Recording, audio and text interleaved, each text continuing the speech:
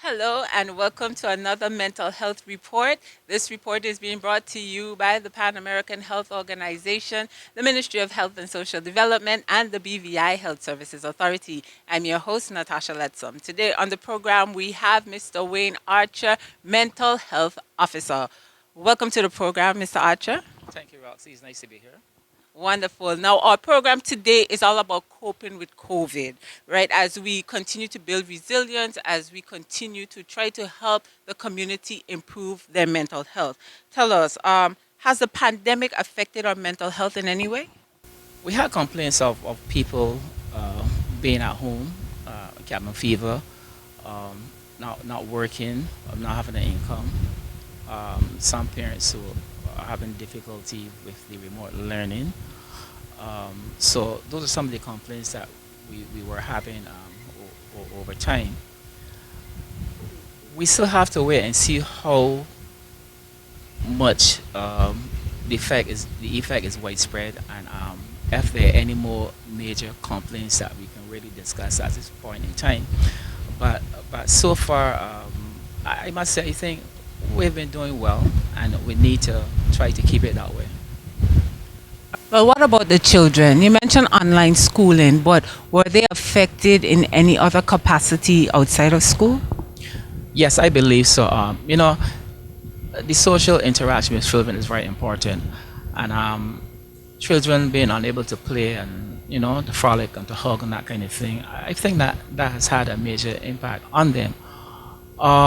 In terms of the actual learning, I'm not quite sure how that would have affected the overall student population, but for sure I know that the students who had some difficulty manipulating the internet and the computer systems would have been at a disadvantage. But I think there were some modalities put in place to help with that, and we'll have to see how that goes from here now. Wonderful. And what about fear? The fear that was associated with the pandemic. We had just rebounded or on our road to rebounding from Irma and Maria, and then boom, this pandemic. During that time, a lot of people died. Did you see any synergy between, those deaths and the pandemic? And, did fear really play a major role in that? Fear, yes, there was some fear. There still is fear, and there's always going to be fear. And fear is not such a bad thing, because sometimes fear can make us function the way that we need to function. Um, a lot of people have this fear of wearing the mask.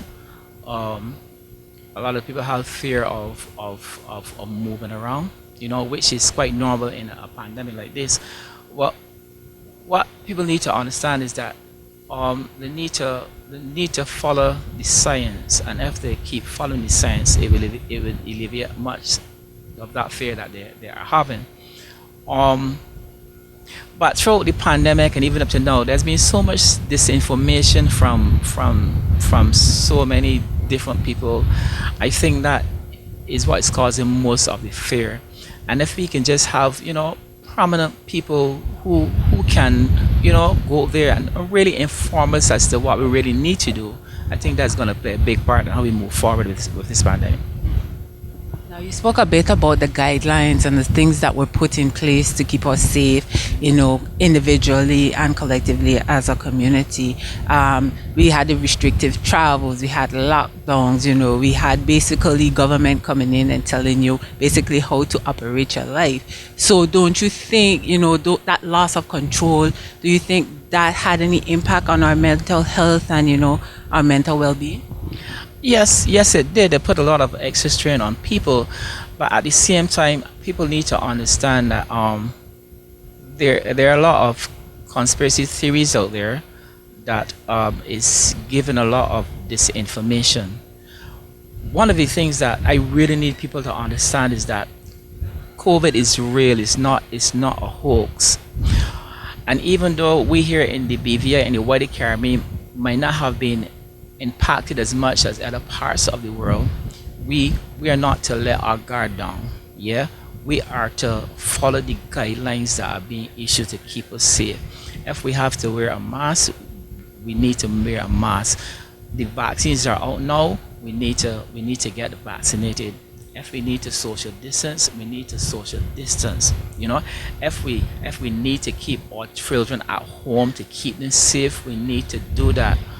Um, if we have to forfeit a year of two learning for our children in order to keep them alive, I think that is worth it, and people need to understand that. Yes, it's difficult. People need to work. They need money. The economy needs to be reopened. Yes, that is true.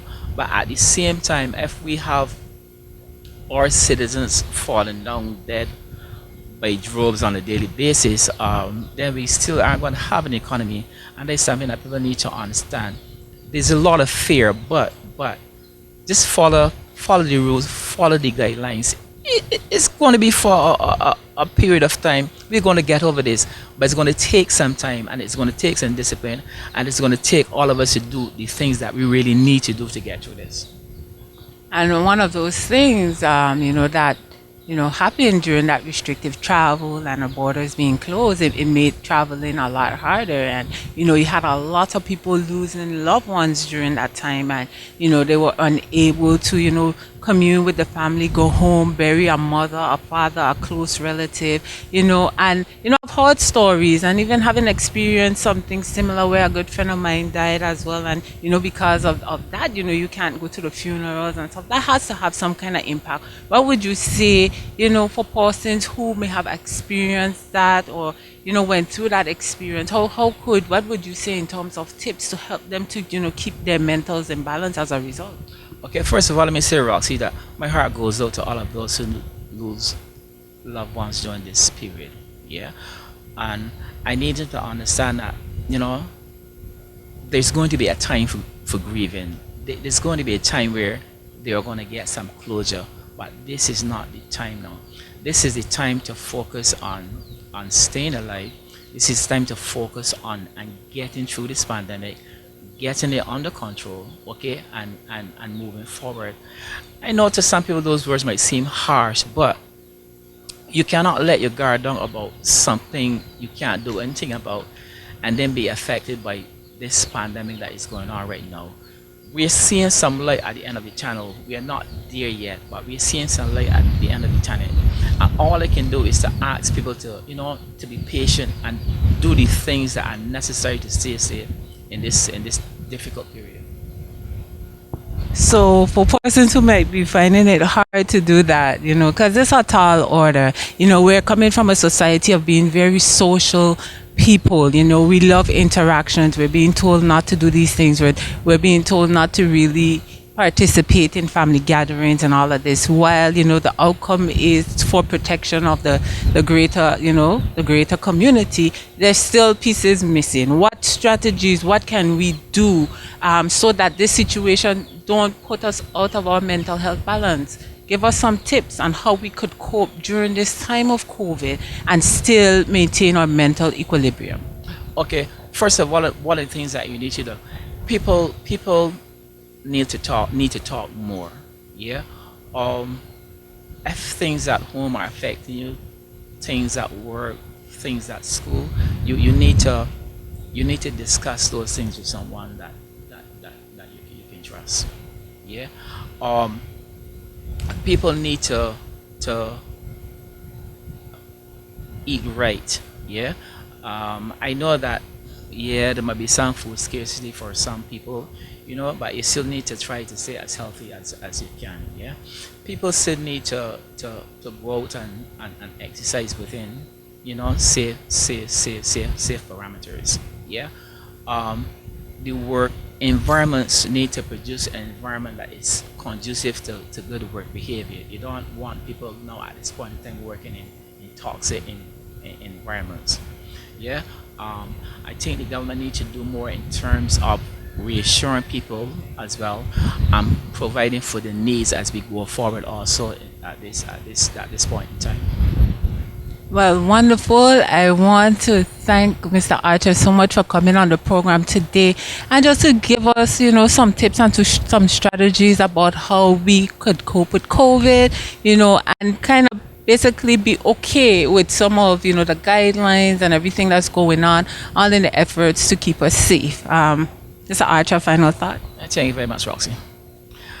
Um, I just want people to be patient. I want people to really follow the science and listen to the expert. Okay, I want people out there to take the vaccinations. Yeah, I want people to encourage others to take their vaccination because it's going to be important. Yes, you might have your doubts about the vaccination, but it's important that you do take your vaccination. Yes, there are always going to be issues surrounding vaccines. There are always going to be a few people who's going to have adverse effects. That is something that would happen with all vaccines. That isn't going to stop. But we know for sure, all right, that these vaccines are effective and that these vaccines are working. You can see it. We are around the curve. All right, we have the end in sight, but we're not there yet. We still cannot let our guard down, and I need people to understand that. Wonderful. Thank you so much. Once again, thank you for tuning in to our mental health report today. And remember, it's being brought to you by the Pan American Health Organization, the Ministry of Health and Social Development, and the BVI Health Services Authority. I've been your host, Natasha Letson.